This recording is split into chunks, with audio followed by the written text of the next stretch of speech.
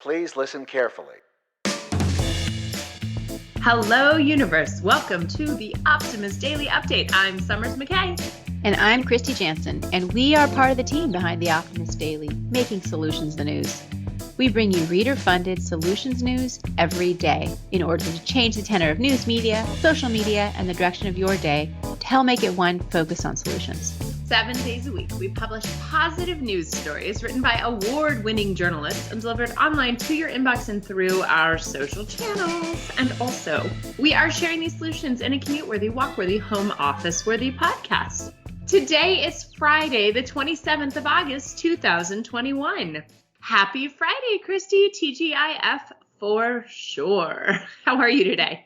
I'm good. I'm glad that it's Friday because I have a big, long weekend of packing up our house. Oh, are you guys getting fumigated or what's happening? Yes, we are. We're getting tented next week, and we have to put every kind of food thing or medicine thing into either put it into like a double bag situation or take it away from the house, including our houseplants. So that houseplant hotel story that we wrote about the other day, I'm like, that might be good because, I've accumulated quite a few houseplants. Yeah, and you're furiously Googling houseplant hotel Santa Barbara. Yeah, it's not actually happening till next week, but I just want to be ready. So this weekend we're doing a lot of that work. Oh my gosh. On Friday morning, next Friday, we have to be out of the house for 3.5 days. Do they still make you rewash like all of your linens and things like that? Anything that stays? No, we don't have to do that. That's good. It just kills anything that breathes oxygen in the house. Well, I had to do that long ago, and at the time, my first husband was traveling, and I had to board the cats and do the whole house, and it was definitely it was not fun. So, and I didn't really have any indoor plants to worry about. So, yikes. Anyway, yeah, that's a super fun weekend. Are you going to do anything else that is actually fun? I can't think of anything. That's very tired. Perhaps we'll come up with a prescription when we do our Optimist Daily Challenge then. I will be continuing to explore my silent practice. Okay. That story really, really impacted me, and that'll probably end up being what I do for my challenge this weekend. But wait, the challenge is something we have to both do together. Well, okay, so your challenge. When we get to that, that's what you're advocating for. That's where I am. I don't know. I mean, we could swear and journal together as well, and swear and do a thorn practice. I was also thinking eating bugs. So I was thinking of committing to finding some. So to review, for those of you who are just jumping in this with us, the Optimist Daily Update Challenge, every weekend, we take a look at stories from the previous week and see if there are ways that we can implement some of these solutions into our daily lives. So far, we have done picking up trash. We attempted to go plastic free one weekend. What else have we done, Kristy? Put me on the spot. Why don't you? I know, we're totally drawing a blank. We've done lots of them. Amelia's going to have to put that in the show notes so I don't seem so silly next week. But this week, our options are, on Monday, we talked about 7 strategies to make back to school season more joyful for kids. On Tuesday, we talked about the silent practice and the practice of embracing silence. Wednesday, we talked about eating bugs, right? And the idea of and using how cricket protein and things are going to be really so that could be interesting, especially in the light of the fumigation that I've got going on. There's termites have tons of protein. I wonder if I could get the termites out of the walls and into my smoothies. That, and you could ride your bike to power your smoothie maker. And then Thursday we talked about the use of expletives and how they can be good for you, as well as that journaling your low points and your high points are also the roses and thorns practice. So, all right. So let's ruminate. You and I talk. Let's go ahead and cover our other stories. I am willing. We'll go back and forth between the eating bugs and silent practice. Let's talk about the stories that inspired us today, and then we'll come to a conclusion at the end of the episode. How's that? Good. A teaser for everyone. I like it. Right. I like it. Right. Okay. So I'm going to go first because my story is so important to me and to the world. And I just I get choked up thinking about this, but one of the hardest things in the world to do right now for all of us is to find positive news, right? The world can be so dark, and what is happening in Afghanistan is deeply devastating. Haiti, as well as the, ongoing pandemic. It is a really, really dark time. However, we do find that during really, really dark times, people come to the Optimist Daily because they are looking for glimmers of hope, glimmers of goodwill and hard work and solutions. And this story is exactly that. The headline reads, Afghan all-girls robotics team warmly welcomed in Mexico. Now, I guess it was the spring of 2020. We wrote about the impressive all-girls robotics team from Afghanistan who were building ventilators from used car parts to treat COVID-19 patients. Now that the Taliban has seized power, many people, including this impressive teenage girls team, face uncertain futures at home. Fortunately, 5 members of the robotics team, along with over 100 media workers, arrived safely in Mexico on Tuesday. Their safe transport was due to an extensive international effort and coordination from a group of volunteers. Many of the volunteers prefer to remain anonymous so they can continue their good work and protect themselves and their families while remaining under Taliban control. Other members of the robotic team recently touched down in Qatar. It is just so important right now to be welcoming refugees from the Taliban, specifically women and children and people who are involved in media work, because they are not safe there. There is another organization, Kristy, which I think we may have covered, which is the Afghan mountain climbing team and the female Afghan mountain climbing team. And I am anxiously awaiting for some news or information on how they have been able to be safe. I heard a story on NPR today about the advance of film and television and women as journalists and news reporters in Afghanistan over the years that the Taliban was not in control. And my heart goes out to the other women who, like you and me, want to have their voices, share their voices, spread solutions, create stories for good, do good things, go climb mountains, create impressive opportunities for other women, educating girls. I am so grateful for this story, and I'm so grateful for all who are supporting women like that. I like it too, and I also like that it highlights how Mexico is welcoming these refugees from the Afghan country, partly because, my husband is from Mexico, and his grandfather, or great-grandfather, I'm not sure which level up, was a communist in Italy in the 1930s. And so ended up in Mexico to fleeing Mussolini and the fascist regimes in so I just think it's interesting that Mexico welcomed his family, his ancestors back in the 30s, and now they're welcoming these girls from Afghanistan. So I like this article a lot, Summers. I appreciate you bringing it to the highlight on the pod today, and I recommend people go read it on the website.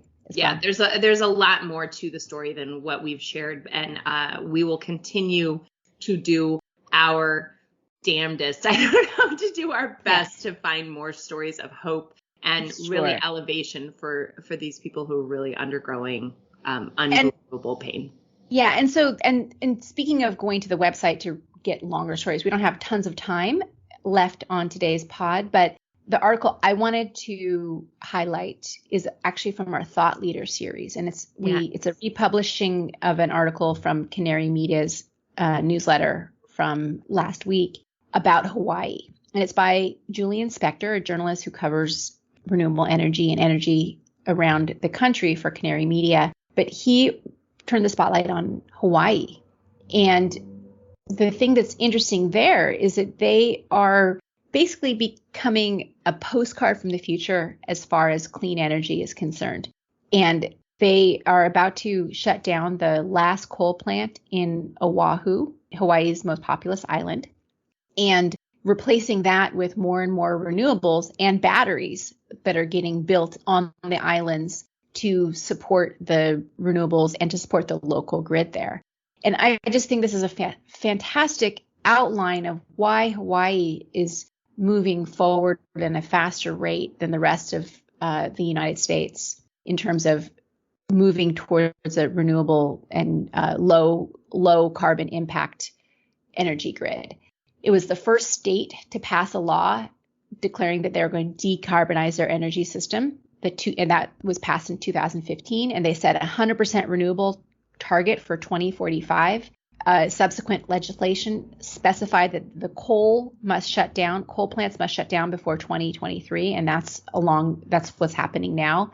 Well, you and I talk a lot about the setting of the lofty goals, but what Hawaii has done so beautifully is the lofty goals, great, and then the actualization of tactics coming through. Right. And so why is Hawaii becoming like the poster child, the clean energy postcard from the future? Partly it is the policy, but also the geography of Hawaii has accelerated clean energy adoption because, first of all, the islands don't have coal or natural gas deposits, so there's no vested interest there.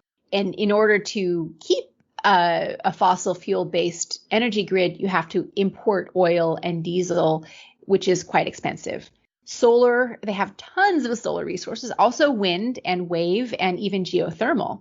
But solar became cost effective early on because it was so much more expensive to import the diesel and coal into the islands to keep things going. So that also certainly helped. And because there was so many solar installations, that brought in the adoption of batteries to manage the influx and to shift those solar resources into the more valuable evening hours, to lower what they call the duck curve, when you have tons of solar and then it drops off, but right at the time when everyone's coming home from work and turning on all their electricity. Also, scarce land makes it hard to develop large scale, big centralized power plants, and that has caused Hawaii to pursue parallel tracks of building some large scale renewables, but also tapping all of the small scale installations. So right now, well, as of 2020, Kauai was hitting around 60% renewable electricity of all of their, so all of their energy was coming from renewables 60% of the time in Kauai. Oahu and Hawaii Island and Maui average about 34.5% renewables. That's compared to about 20% for the United States as a whole. And that includes geothermal in the US. So also it includes hydroelectric. Anyway, this is a really long, detailed article. I suggest people go in and read if they're interested in why Hawaii is doing so well. I don't know. I could go on and read it to you, but it's actually a pretty long article for our dailies. So it's worth taking a good read. I just wanted to highlight it because if you are interested in how we can move from our carbon economy into the future, Hawaii is a great place to take a look at in terms of our energy resources. And the planners are already freeing up the residential and community scale solar projects so that they can use those, like, I think, what is it? It talks about this. How many of the 36% of single family homes on Oahu have solar, 29% in Maui have solar, according to Hawaiian Electric. And 78% of new home solar installations in 2020 on Hawaiian Islands included batteries. Include the solar batteries, yeah. So that means that each house is like its own little microgrid. Yeah. It can run on its own, so it doesn't have to be connected to the larger grid. Or if it is, it can get offloaded from the grid when needed, or maybe supply power to the grid. That's sort of the future will include those kinds of it's small funny, Kristy, because you had a power outage that kind of sent you into a bit, and wouldn't it have been nice because you have an electric vehicle and you had to charge your car in a random parking lot. And I had charged it overnight, and then we had a power outage last night, so I went to the mall this morning to charge my car on my way into the office. Yep. Well, Hawaii continues to be an inspiring place, obviously, as a tourist destination. So many people love and adore it. But for those who live there, who are recreating what it is to be sustainable in this sort of microorganism that is Hawaii, micro-global organism, it's pretty impressive. And sometimes because it's an island, it can experiment with different things in a different way, and the economics are different than the mainland. Hawaii's in the news right now because I think the governor asked people not to come, or said don't come right now because of COVID outbreaks. Right. Right. So it's not really able to take in the kind of tourism that it's used to.